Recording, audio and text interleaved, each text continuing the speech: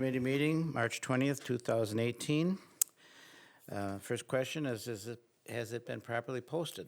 Lynn? It has been. It has been. And now we have an opportunity for citizens to address us, and I believe you wanted to do that. So please give us your name and address and proceed. My name is Steve Schmitz. I live on South Comanche Lane. Oh, wait, he's going to get you on the microphone. I'll talk loud enough. No, that's where you can be recorded properly. Thank you. Okay? That's good. My name is Steve Schmitz. I live at 846 South Comanche Lane in Waukesha. Some of you may remember me. I was here last week. I was one of the people who spoke last week and asked the board to adopt a resolution that supports legislation to ban assault weapons. I have a couple more comments that I'd like to make. I'm not going to take up a whole lot of your time. I'm the only one here, so. I first want to respond to a couple things that were said by one of the other people who spoke last week. First of all, there is no constitutional right to possess or own assault weapons. Let's be clear about that. There have been 4 appellate courts in the federal system in this country that have addressed that issue. Each of those federal courts has said no to the question of whether or not there is a constitutional right to own assault weapons. And any other constitutional challenge that was raised in those cases was put down by the federal courts of appeal. The Supreme Court has declined to hear an appeal of those decisions. So right now, the law of the land in this country is that there is no constitutional guarantee to assault weapon ownerships. Secondly, a comment was made about the 10-year federal ban on assault weapons. Whether that ban was effective or not, I think is debatable. And I also think it's very hard to get your arms around that. It was a short period of time that it was in effect, only 10 years. There were a number of loopholes. Guns that were already possessed were not covered by the ban. In any event, I did bring with me a short article in which gun violence experts say that it's time to bring back the assault weapons ban. Can I leave that with the secretary and ask Absolutely, that's what I was going to ask you to do. maybe copies could be made and distributed to the other members of the committee? Those of us who would like you to take this position on assault weapons and to support legislation that ban assault weapons don't for a moment want you to think that we don't know that there are other things that you need to be giving your attention to when it comes to school safety and enhancing the safety of students. And we know those are things that you're working on and Mr. Gray and his staff are working on weekly, if not daily, especially in the environment that we live in these days. But we, the people that I'm working with, feel that there is a sense of urgency with respect to what we think is the core problem. And the core problem is the easy availability of these weapons. No matter how many safeguards you put in place, whether it's background checks or waiting periods, whatever it is, as long as these things are available to the public, somebody is going to be able to get their hands on them and commit horrific acts, as we have seen much too frequently in the last 20 years or so. And if you're not sure about what I just said, I would point out to you that up to that point in time, harmless 64-year-old accountant, retired with no criminal background in Las Vegas, killed 58 people and injured over 800 others with assault weapons.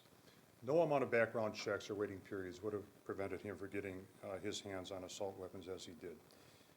We think it's time to stop this madness. It's gotten to the point where it is everywhere in schools across the country.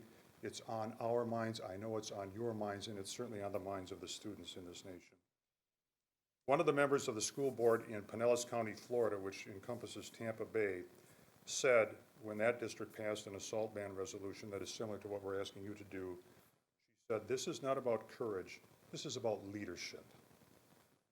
I would add to that, it shouldn't be just the students who are leading, it should be people like you who are on school boards that are also leading on this issue. We think that's important. There's been a suggestion of a special board meeting. Mr. Como told me about that. I think somebody made mention of that after the last board meeting. We think that would be a great idea. That would not only give other members of the community an opportunity to talk to you and let you know what their position is on this, but it would also give us an opportunity to see and hear what each member of the board feels about what we're asking for. So again, we think this is an urgent matter. We think we need to start at ground level, and ground level right now is with respect to what's going on in schools, and school boards need to pay attention to this. So thank you for your time. I appreciate it. And thank you for joining us in your diligence in this effort. And as you know, we don't debate those here, but you'll be hearing more. Next item on the agenda is a approval of the policy minutes from our February meeting. Do I have a motion for approval? I'll move to approve the minutes from our February 20th meeting as presented. Thank you, Greg. Is there a second? Seconded by Amanda. Thank you. Any questions or changes? If not, all in favor, please say aye. Aye. Aye. Opposed? Thank you. 4-0. Forgot to mention Barb is excused this evening. Okay, now we're going to move into a whole list of action items. These would be policies that we want to go over for April, I didn't get the date. What's the date? 15th of our meeting? 17th. No, the board meeting. Yes, the 15th, last Wednesday. Okay, at the next board meeting. And first of these is two policies. They're worded the same, they're just for two different populations. 3122.01, drug-free workplace professional staff, and 4122.01, drug-free workplace for support staff. This one had a reading last month, and we had some concerns raised to us about a possible change or addition to it, and I think Joe's researched that. Do you want to share with us? Yeah, we had a question about could the district require an employee to disclose to us the type of medication that they're on and the effects of that medication, how it would impact their job. So we worked with Richard Zimman from Neola, and we also consulted with our district legal counsel. The fitness for duty is a component of that, is covered under other policies. We are not able to ask somebody to disclose that. That'd be a violation of HIPAA and the Americans with Disabilities Act. So the way the policy is written is the direction that we need to go. It's the information you have in front of you. We can't make that addition. I can read one sentence out of the response from the attorneys. Based on a review, blah, blah, the policy should not underlined be modified to require employees to disclose prescription medication use that may impair their effectiveness. So we are not going to be able to change that. And that will be brought up and hopefully closed at our April board meeting. Okay? Thank you. And now we get into a series of technology-related policies. And I've asked Joe if he could give us kind of a front-end summary as to how these all rolled out and come together. Yeah, so the policy that we have on record right now, the computer network and internet, we use a lot more than computers now. We have technology, we have iPads, we have all sorts of devices that are covered under this policy. It's not just limited to computers anymore. So hence the name of the policy change, it being a technology policy, not a computer policy. As you go through this one, it talks about a series of steps and who's responsible for the development of technology advisory committee. The development of these policies, just for a little background, came first through Lynn Cummings and I meeting with Richard Zimman from Neola, going through what are just the general policy templates, and then working with Steve Schloman, who oversees technology in the district, to make his final recommendations to committee. I just wanted to clear that up. This touches on employee acceptable use, and just making sure that, you know, we as employees, that students understand that when you're using district technology, there's no guarantee of privacy within that scope. So it's the district's device. The device belongs to the Board of Education. What we do on it is public. And we'll have to go through them one at a time, and they're all 7540.0123, so on. And the first one is 7540 without the .0. computer technology network and internet acceptable use and safety. And it looks pretty complicated as it sits in front of you. I have just almost a clerical question, Lynn.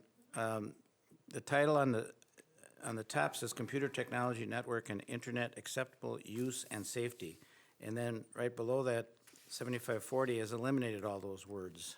Correct. The title at the top is what's literally on our books right now, approved by the full board. So we have to leave that, but down below is the proposed change. Once it becomes approved, if it gets approved by the board, then we will change it at the top and within the policy. What will it be? Just the word technology. Just the word technology. 7540 technology. That's all it'll say. Okay, now it makes sense. Thank you. Okay, and as you can see, this is another situation where we had options to select from. And where there is an X there and several other places, that's the one we have chosen to go with. When I read through it, I didn't have any things that really upset me. I mean, it's basically what it is. Joe, do you have? Yeah, I do have a couple of questions or maybe comments. Sure. In the very first, or the second paragraph, it says students possessive, students use of. I'm not sure if it should be possessive or if we should just say student use of.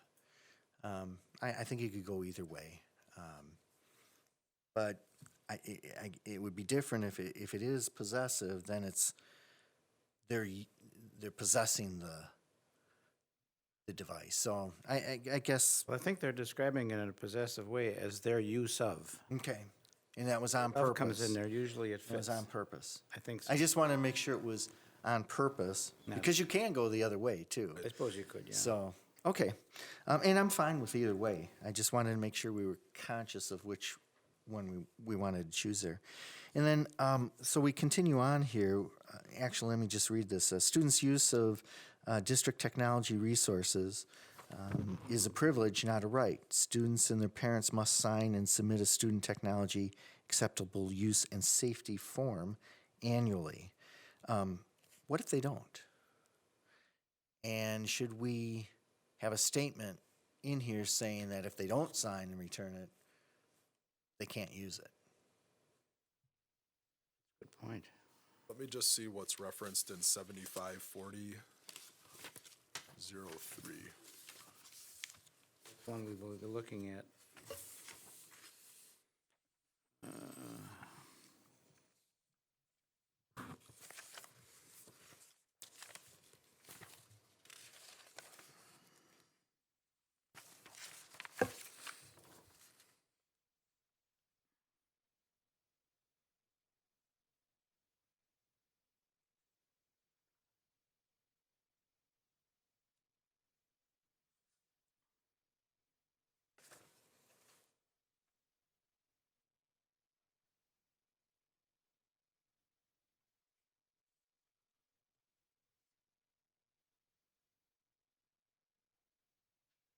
I will, Joe, bring that recommendation to Steve Schloman. Okay. Okay. And Joe, would that be by a certain date? I mean, otherwise, when do they sign it? Or Yeah, What does it have to be signed by? We sign it at registration, excuse me. Right, okay. So when we register annually, it's part of, Right, but if they don't, And I just wonder what happens and. Okay, let's clear you that know, up. it's a really good point. Yep. I'll double check into that because we've gone to the electronic registration of the district, and I don't know if you can advance in the registration if you don't sign the Don't acceptable sign it. use. Okay, Because technology is at the foundation integrated, yeah. of our day-to-day. good. Right. But we'll double check that step and come back to Okay. the committee with it. Okay. I had, just continuing on, just a question. I know in the past we've had technology plans. Is this gonna be a different type of technology plan? Is this the DTP, is that, the district technology plan as stated here? Is this what already exists, or is this like a different kind of plan? I think that this just spells out what we are currently doing in Okay. policy. I can have Steve provide an update if there is a change, but the policy doesn't require a change to that plan. It puts into policy what we will do. Okay, okay. And do we have an identified group called the Technology Advisory Committee? We've utilized, in our discussion, it was the board tech committee that is providing us the oversight and guidance for our technology discussions here. Okay, then we need to make sure that we're representing those groups appropriately, because there's a list of groups Yeah. at the end of that paragraph, and I don't know if I would say the board technology committee really does represent that. And I can follow up with Steve Schloman. Given the volume of committee work that he does, the board technology committee may serve as a facet of that, but given the instructional tech that he works with in the district, I think that there's a lot of layers to this that it may not necessarily have fallen under one committee. It might be the work of multiple committees. Sure. I want to just make sure if we're making adjustments, especially as to how we're doing our practices, that we're really following I that. had the same concern, because I didn't know if that the committee existed the way it was described. It would include representatives of educational, administrative, and business and operational areas of the district. Right. I'm not sure that that's the same as the technology board technology committee, so we need to clear that up. We'll do that. Good. And then just a comment on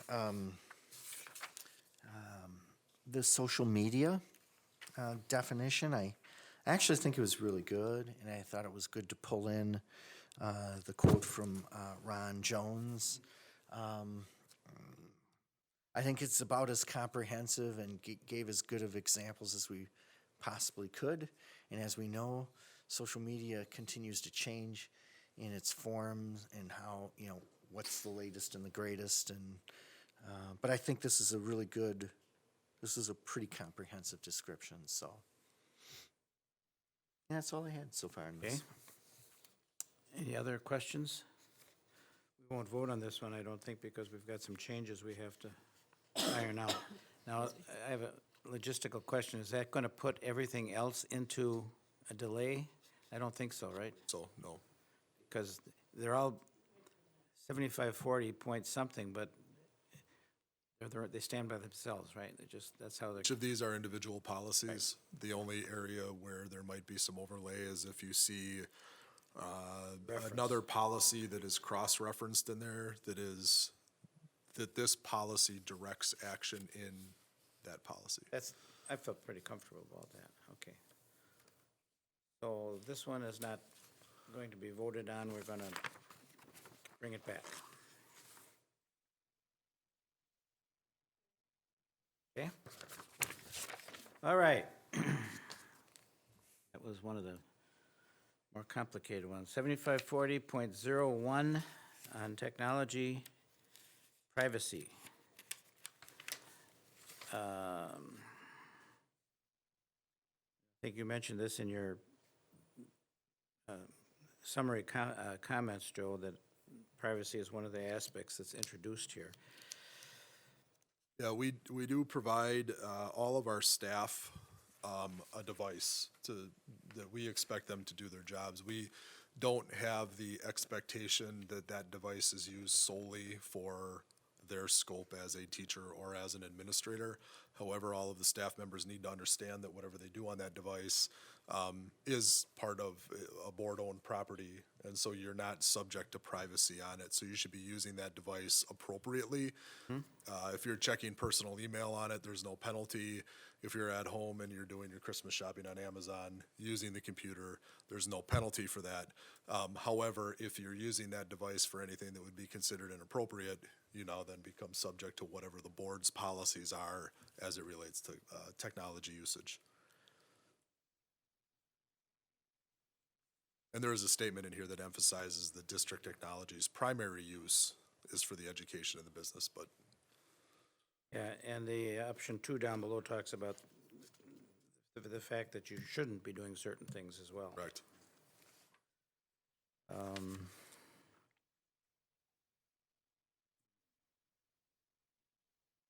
other questions on this one? It also does touch on the second page. It's almost an intellectual property type statement.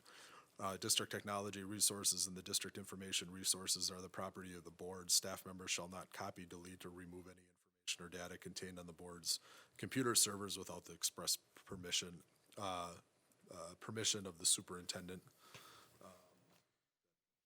Clarified or communicate such information. So it does state that you can't use your device to get rid of district-owned information. Later on, we have in one of these, I think we have the records requirements to keep it, certain things, right? Yeah, okay, that's not in this one. Any questions on 7540.01?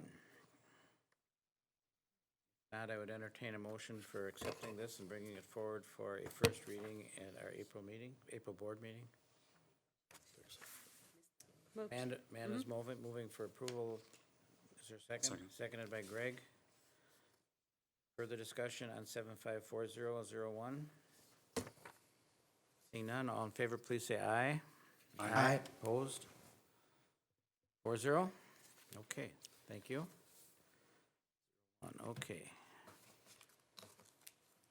7540.02, the district webpage.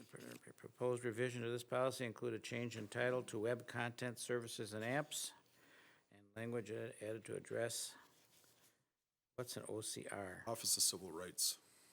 Civil rights, okay. And ADA, okay.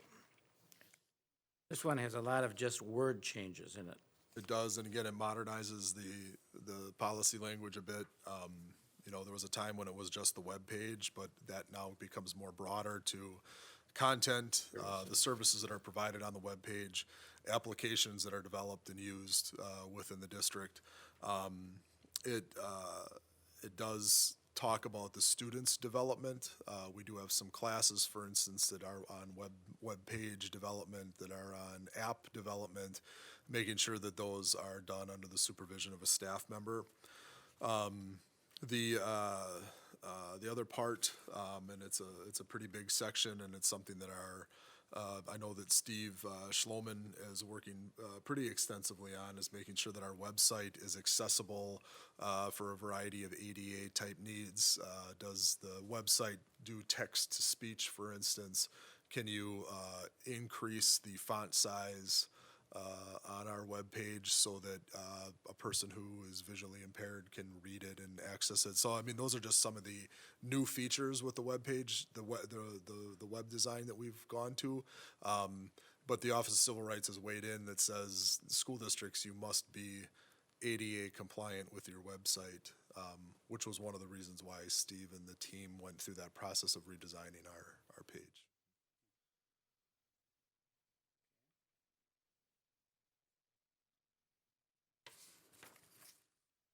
I was glad they pointed out that staff members need to be careful about not having students contact them through their personal various devices and systems. If you're gonna have a Twitter page, the Twitter handle should be attached to your classroom or your sports team or something like that. This does try to provide that level of protection for staff when it comes down to social media usage. Safe. Any additional comments, questions, concerns on 7540.02? Joe? I did have one. Okay. I might be splitting hairs here, I don't know. See what you guys think. Find Content services and apps, I'm wondering where dashboards fit in.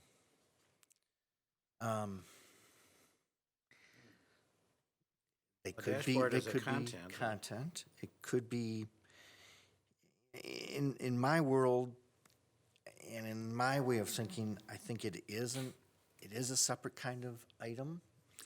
And it could be construed as an app, and it does have content, but everything has content. Now, this is dealing with to create web pages, content, apps, and web services. So what dashboards are typically, they are a summation of other data usually. They're thought of in my world, I think, as a type of program, if you wish, that needs to be coded, that accesses databases, and the results are the dashboard itself. So we might be splitting hairs. It might just be nice to ask Steve if, I don't know if our students are really creating dashboards. I know we are for our district. I think I would ask Steve just what his interpretation is from an educational setting, but then I'd also bounce that question off of Richard from Neola to see more broadly, across the 1,200 school districts that Neola is working with, how they're interpreting where do dashboards fit into this conversation. Okay. So you want to delay this one? I don't believe that there's, in these technology policies, I don't believe that there's anything pressing. It's not going to change course with how we're doing things this year. So giving it some time, I think, is. Okay, so we're going to look into dashboards as terminology. Where does it fit within this discussion? Okay, good enough, Joe? Okay, so we'll bring back.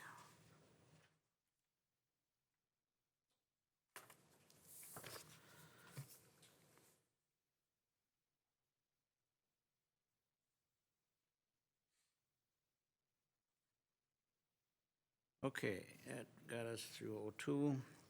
03, 7540.03, student education technology acceptable use and safety. Provision, the revision to this policy includes a change in title to what I just read, replacing references to educational technology with technology resources, and some language added to address code of conduct and privacy. So the title, you can see, that's pretty straightforward. They added a sentence there about the addition of technology resources. The bylaw 0100, I'm not really sure what that says. I didn't look it up. Anything in there we should be? Talks about the technology that the That's board it. and the educational resources that the board will provide. Okay.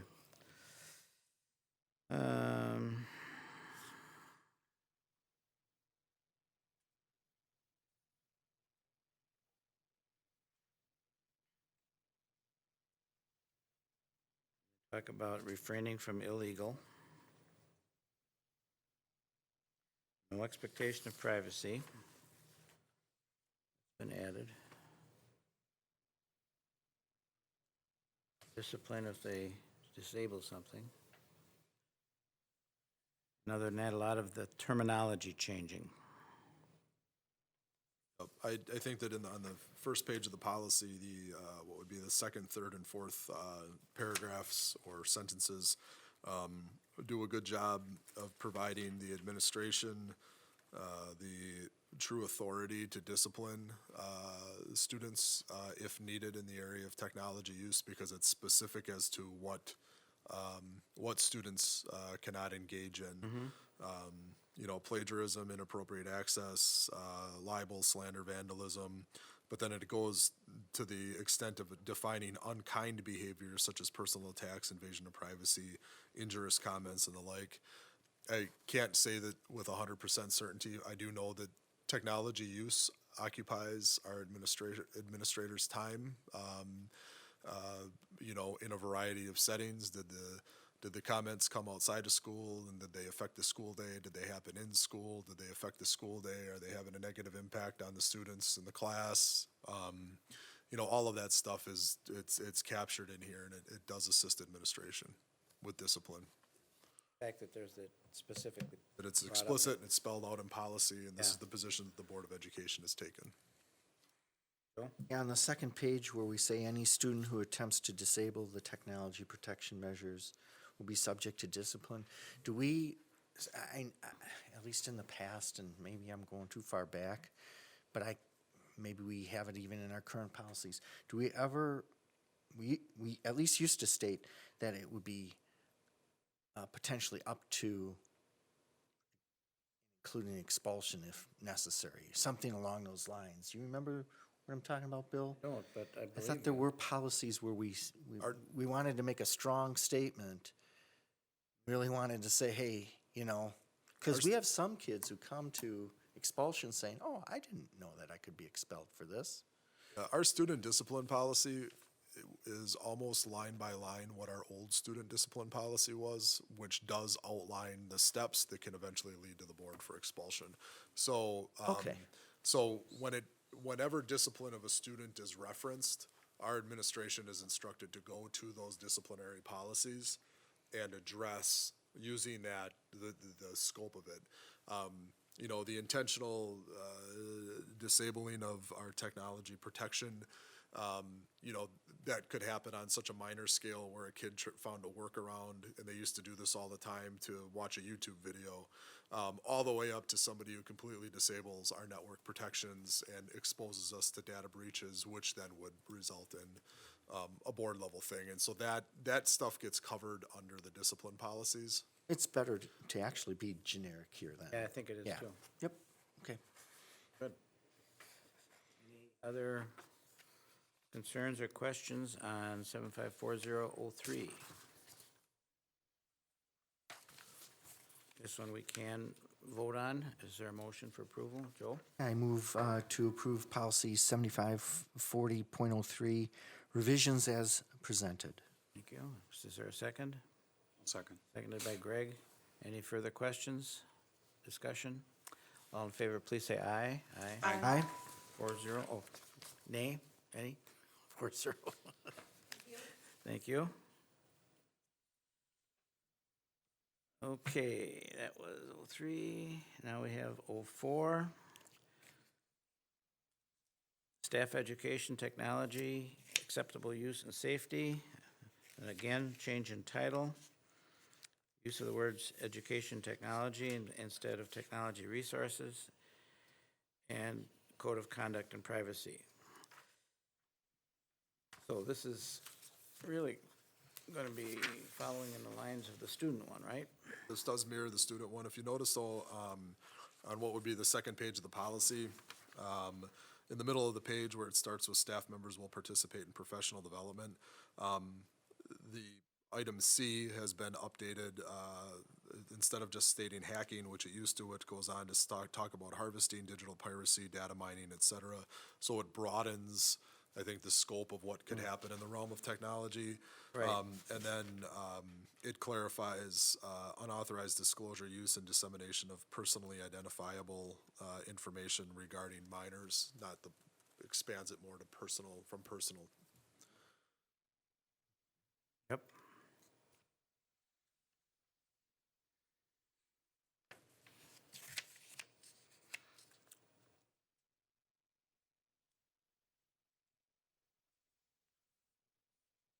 Okay, any questions on this one?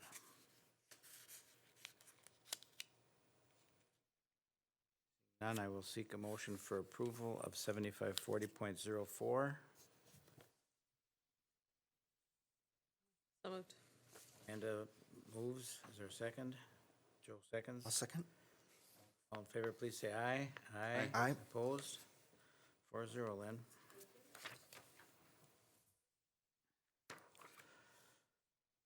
Okay, which brings us to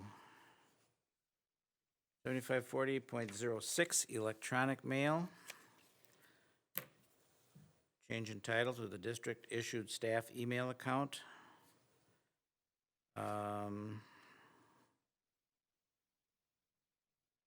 First paragraph was revised to provide a clear statement of the policy's purpose and to explain that district-issued email is for conducting official business, which may include communicating with your colleagues, students, parents, and community members.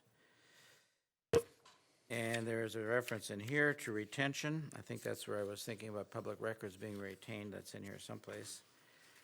And I just have a terminology question. First page in the paragraph in the middle where it talks about district staff may join list serves, SERV, is that what they're called? Yep. What does that mean?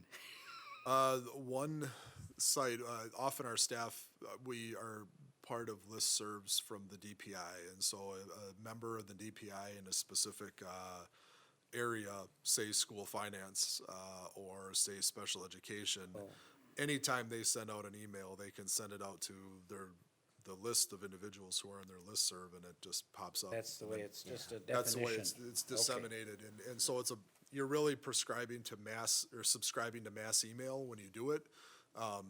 But what the policy says, as long as it pertains to your job, Okay. you're fine doing it. It's a term that I just didn't understand. Thank you. And it is spelled without an E too. Yeah, well, that's, for my first reaction was, it's a typo. Yeah, yeah. Okay, got it. Other than that, we're replacing a lot of terminology again.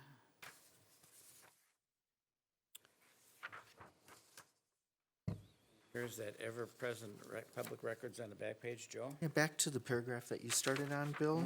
If you continue reading along, staff members are encouraged to keep their inbox and folders organized by regularly reviewing email messages, appropriately saving email messages that constitute a public record or student record, and emails that are subject to a litigation hold, and purging all other emails that have been read.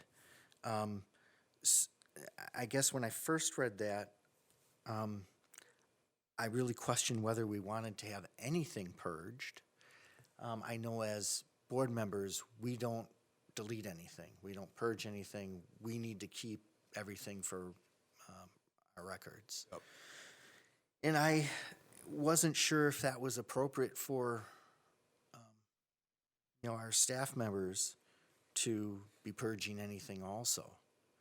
Now, I know in the first part of the sentence, we said you have to keep the things that are required for open records retention. So I guess I was just questioning whether we really wanted to have that in there, or if we still had the capacity to keep everything. Because there's a finite amount of disk space too, so. Yeah, I think since I've come to Waukesha 3.5 years ago, I've got about 125,000 emails. And all of them, I don't delete any of my emails outside of maybe something that I would get from a vendor, because people are trying to catch our business, read through it. It's nothing that we're an infinite campus district, and I'm not the IT guy. So I think that's the purpose of the getting rid of, deleting, trying to keep that file space manageable.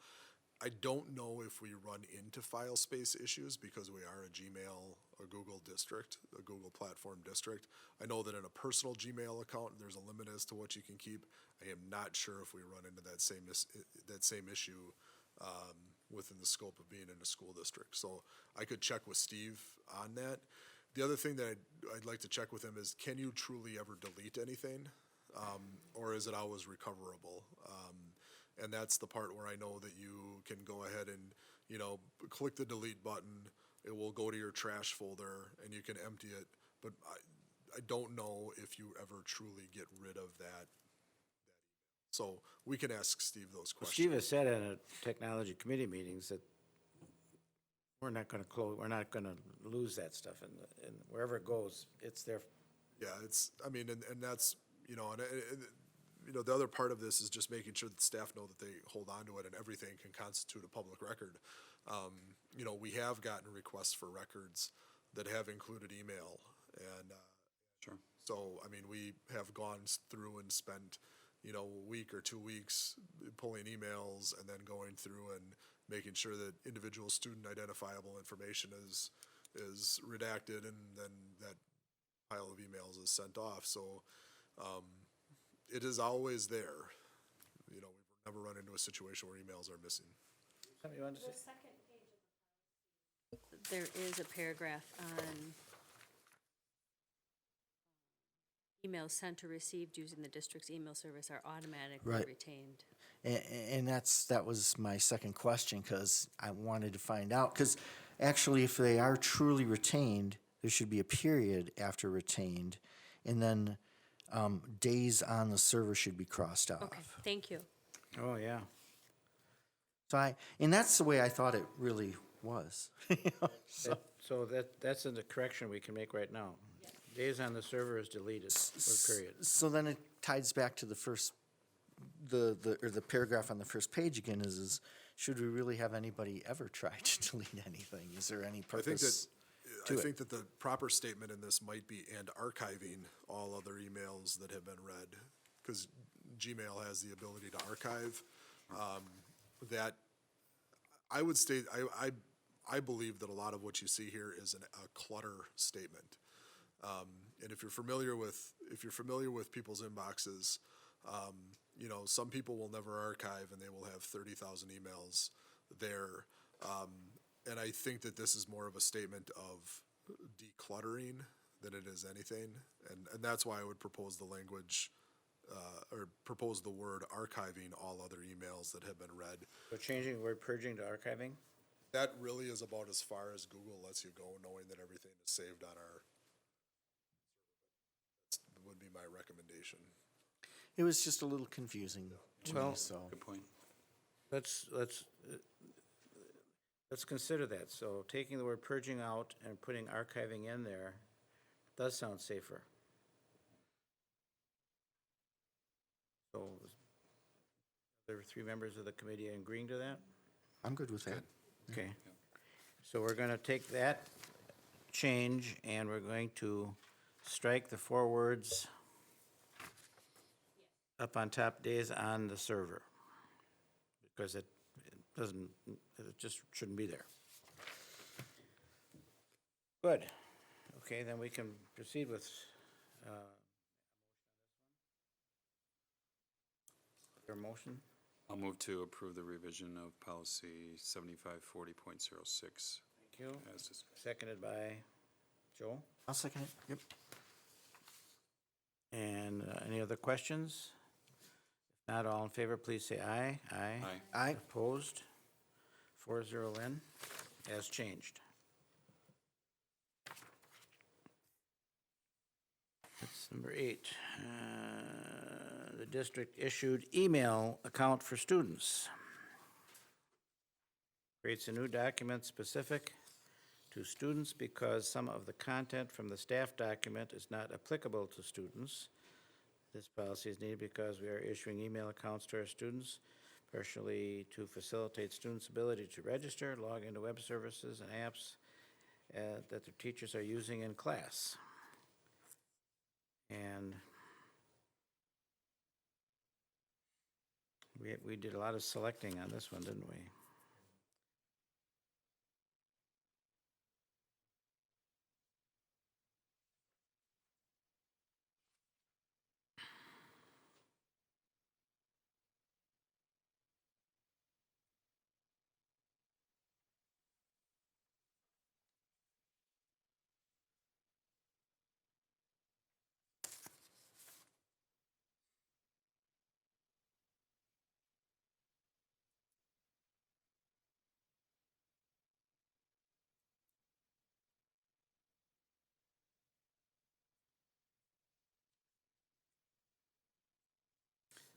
A lot of that has to do with the size of their storage. Yes, Joe? A couple comments. I like a few things in here. First of all, we reserve the right to shut any student's email down. I mean, period. It goes into reasons why, you know, viruses, so on and so forth. But that was, I think, really well worded and a strong statement. And I also like in the 4th paragraph where you say, students shall not send or forward mass emails, even if educationally related, unless they get approval from the teacher or the principal. You know, it is something that is good to pass on, because that's a pretty common thing that students will do, is they'll just kind of just keep passing stuff on. They're used to being connected on their smartphones, and it's no big deal to just keep, you know, adding into conversations and passing them along and so on and so forth. So, but there is a greater impact with mass emails. So, I like how that's phrased. Do you know if there's an issue with that? I can't, I would share my experience. There was a point, I think it was last year, where I needed to email everybody who had an email address in the Waukesha system. And Steve has an email group for that maybe 3 people have access to. So I had to go to Steve to ask for access to that. I believe the way our email is set up, people have limited access to certain groups. So I don't believe that a student who is at North High School could email the North High School email group. But Becky, for instance, as the principal, could send out an email to all North High School email users. So I think he has the, kind of the behind the scenes setup that really prevents and limits the mass email sharing.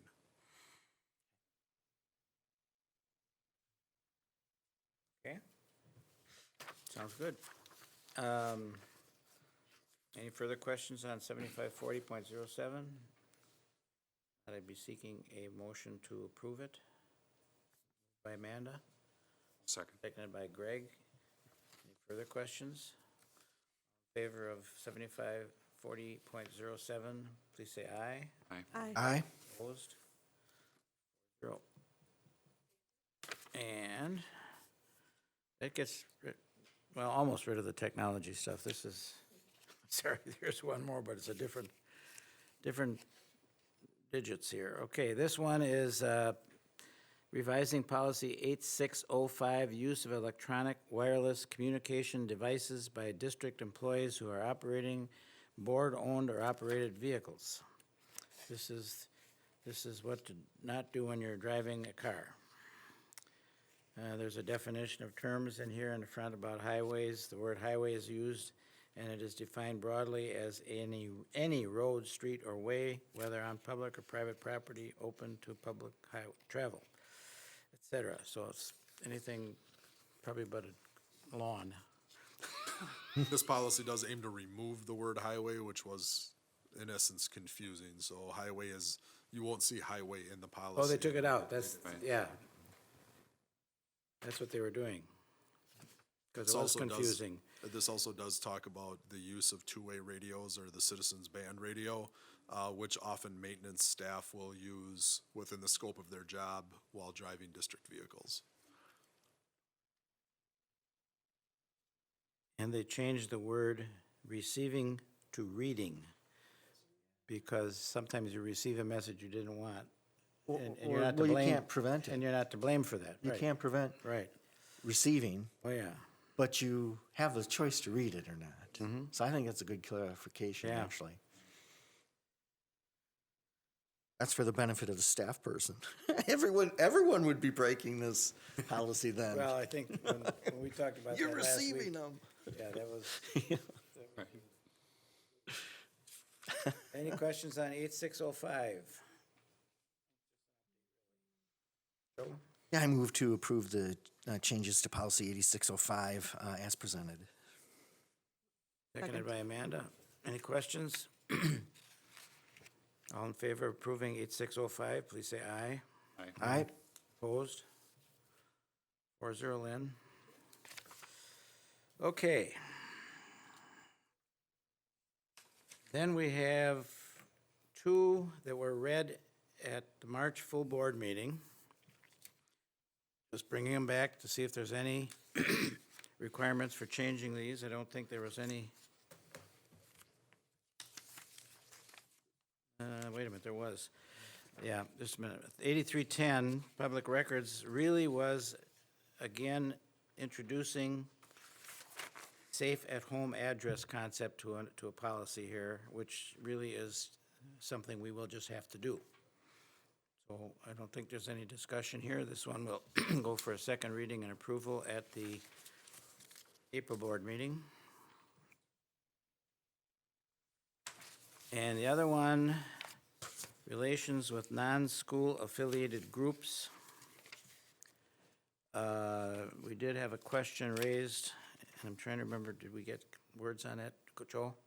There was no, it was more, the question came from one of the board members on actually the opening paragraph. Right. And it was, would the committee look at the language in the opening paragraph and decide if this is conveying the message that the board really wants to convey? Is it explicit enough language? Is it addressing what it is that we want this policy to state to our community? And I know I remember, because, and I had made a note to myself here earlier, any such approval, that means to the use of that logo or whatever, granted for whatever cause or group, shall not be construed as an endorsement of said cause or group by this board. To me, that was pretty clear, but I'm not sure if other people had trouble with that. That was where the question came up. Well, it almost seems contradictory. If you're going to give approval to use a logo, usually, Well, that would be, then people who are receiving the mailing, or people looking at the website, or looking at whatever the communication piece is, I would assume it is endorsed by the school district if the school district logo is on it. So I do think those are contradictory statements.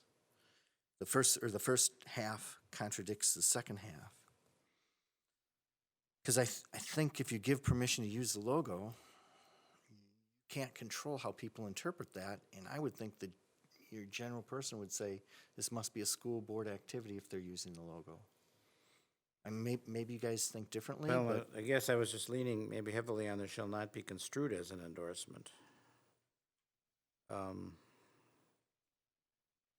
So what you're saying, I'm not disagreeing with you, what you're saying is if we are not willing to endorse an issue, don't give them approval to use the logo. yeah, Right. yeah, because that makes it clear to me, at least. I think that's, I didn't really, I'm glad that was brought to our attention.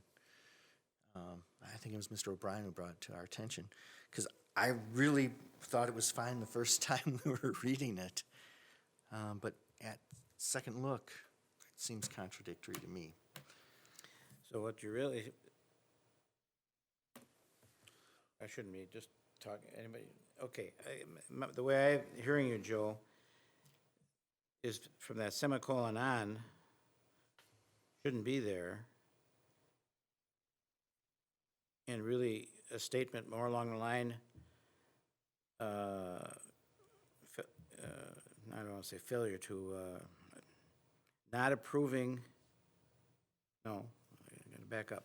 Maybe simply saying endorsement would be considered with the approval of the use of that device or that The use of the logo indicates endorsement. indicates that the school district does endorse whatever, does endorse I guess this. I'd really need to have, in my mind, a discussion with some people as to how those logos are asked for. If there are situations that come along where there is really no reason for endorsement. Oh, Well, currently, if it's the school district of Waukesha logo, the way that it has been used or shared in partnership has always been something that, in the sense that we are supporting it. So if you've got, multiple agencies working on something like the Waukesha Made program, where you see the Waukesha logo up next to other businesses, where you're supporting the manufacturing efforts district. If you see in partnership, I wasn't around for when the South Pool was discussed, but I believe there was a partnership for fundraising. There may have been a joint effort for that fundraising that partnered the school district of Waukesha with the swim club. Just throwing that out there as a suggestion. I don't know if it's good practice to allow a logo, which represents us, to be used without it actually being an official endorsement of something. now that you raise it, I agree. And we could actually just have a period after the word representative, Stop. and that's it. It just can't be used unless we give permission. And We could have a second sentence that states that if permission is granted, then that is the endorsement of the district. Implies But- endorsement. Yep, it implies endorsement. Yeah, But I don't know if we have to have I a think I'd second just sentence. stop. Let me read it again.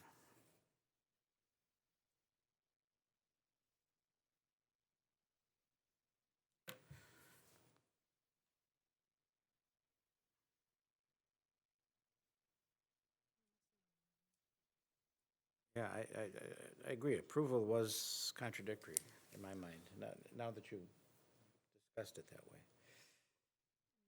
Amanda, have you got something? No, there's just, on the first sentence, it says, the district facilities are not be used, I just think there's just a word missing there. Not to be used for advertising, promoting. What's missing? 2. There's the insert of the word our, R-A-R-E, in green, and then it said, should be are not to be used. We're just missing a word in there, Oh, 2. just grammatical. Got it. Oh, Read it with the 2 Your in mind there. automatically puts it in, right? Assume.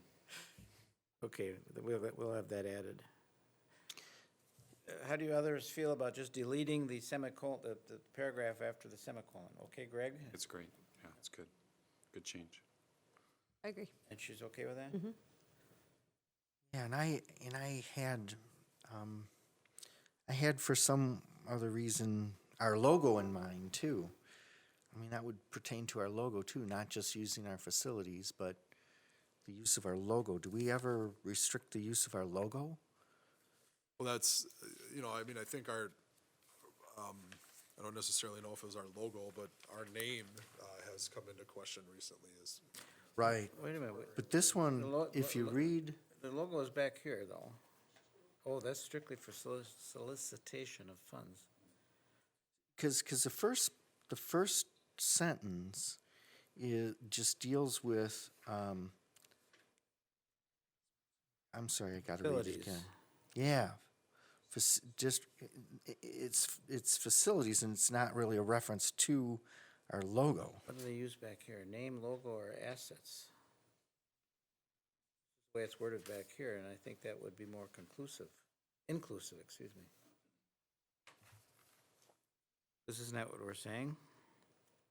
Unless this was precisely defined for facilities. Doesn't make sense. which area are you talking about? Well, The last statement on school district referendum advocacy? If you'll, oh, yeah, is this strictly referendum? No, the whole policy isn't, but the last section of it talks specifically about school district referendum advocacy, where you do get into the, what Joe was talking about, the school logo, mascot, slogans and such. Well, I think the question is, in the very first paragraph, are we wanting to are we wanting to keep it limited to facilities, or do we really mean all this other stuff? Yeah, you see where I'm starting Yeah. to, Right, because that narrows And- it, yeah. Relations with non, because it is the third part that, under D, that you were pointing out, they talk about logo, talk about logos, and then what you were Facilities, talking about, Joe, is under the referendum. where does the referendum We, start? we might need to have a better clarifying opening paragraph that might be more inclusive of the sub-components, maybe? If we could maybe work on something like that.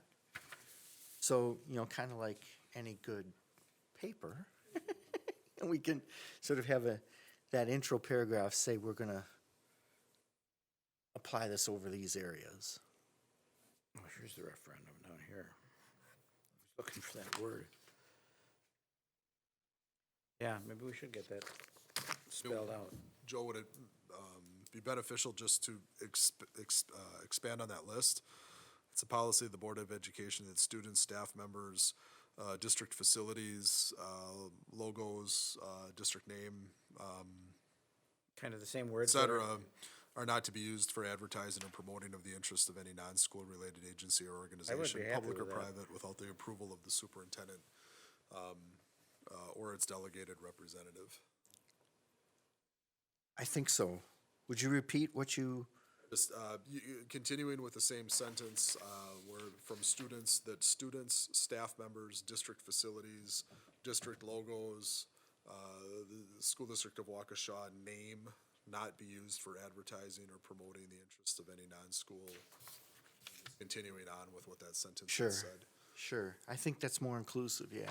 Yeah, that's And what that's what I was struggling with I was, think, Or we could have it in the same way it's listed here.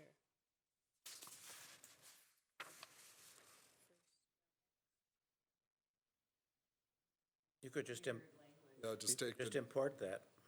use of the name, logo, any assets of the district. But then also talking about including in there, students, staff members. Oh, yeah. It would really come after that, yeah. Right. After the word district, I could add name, logo, or any assets, including but not limited to facilities, technology, or communication networks. And then they would mirror the same languages on the next could page. you read it? Could you read what that first sentence would be Sure. if we were to change it Okay. that way? It is the policy of the Board of Education that students, staff members, and district name, logo, or any assets, including but not limited to facilities, technology, or communication networks, somehow grammatically better, are not to be used for advertising or promoting.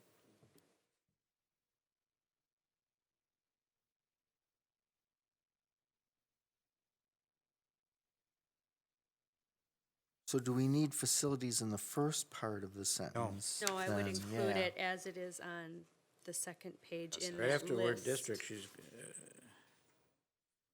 no, we don't want the word district twice in there twice either, do we? Well, I would start with district.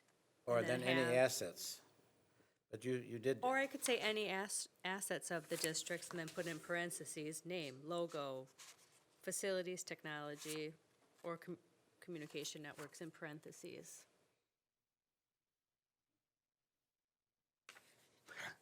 I just thought I heard you say it is the policy of the Board of Education that students, staff members, and district facilities, as long as we get rid of that first district facilities. And replace it Yeah, with, With the other yeah, one. I'm good, yeah. that's good, yeah. I think that's what she meant. Okay. I wasn't processing fast No, enough, I it guess, so. had, Okay. it was bouncing in there twice, and it had to come out, yeah. I do think that that language addition will help reinforce this when questions come in, that, no, you can't use our name for this, no, you can't Right. use our logo for that, no, we won't be using our facilities for this, or, Or yes, you you can got do it approval. because you have approval from the superintendent, so. And if he gives that approval, he's also giving an endorsement. But Yep. without it, he's not. Yep, I mean, I think that's implicit. I don't know if we have to really No, I spell think out it- I the think- endorsement. I think it's just, I think it's okay. listen, if we got our logo stamped on it or our name on it, we must be associated with it. Good, I think that was a good workover. Everybody okay with that? Then we can vote on this one as we have adjusted it. Policy 9700. Any further questions? I'll seek a motion. I'll move. Joe moves for accepting it. Is there a seconded by Amanda? No further questions? All in favor, please say aye. Aye. Aye. Aye. 4-0. Opposed, no. Yeah, okay.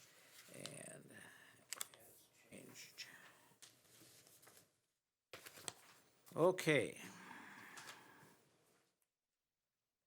Then, let me just recap. We have two of them that we're bringing back, if I recall, right? Lynn, have you got those in front of you? that is correct, 7540 on computer technology in general, and 7540.02 on the district webpage. Right, and the rest of them are checked off.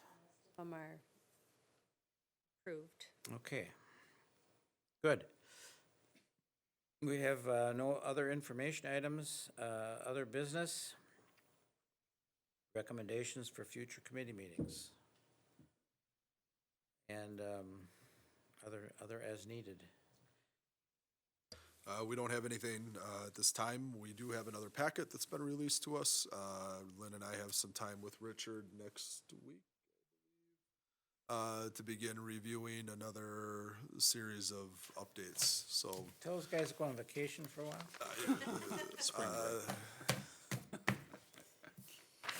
there's, it is amazing, the volume of revisions, but when you see that, you begin to understand exactly how busy the courts are and, in their work, because oftentimes policy changes are as a result of a legal challenge, so.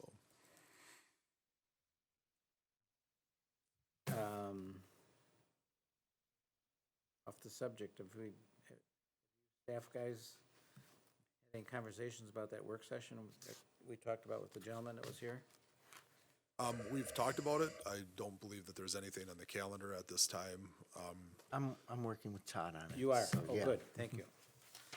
Just as, if we are in a situation, as it circles back to policy, we do have 4 policies on the book that prohibit weapons on school grounds, and that's weapons, anything from a pocket knife to a gun to an object that is being used as a weapon.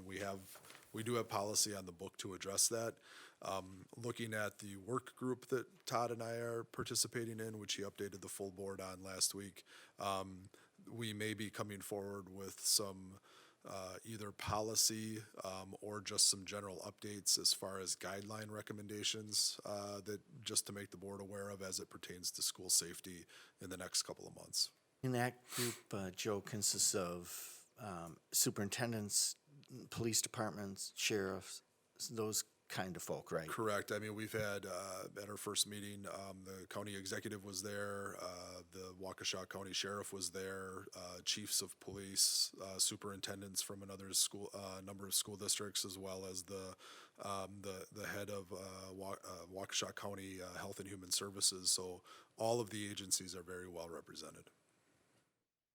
Good, thank you. And so we're kind of waiting for our meeting till some of these things get fleshed out by bigger groups, and I think that makes sense. Sure you get done before November, will you? Yes. Okay, our next committee meeting is April 17th, and between now and then, there's a week off for everybody. But we can always arrange a meeting if you guys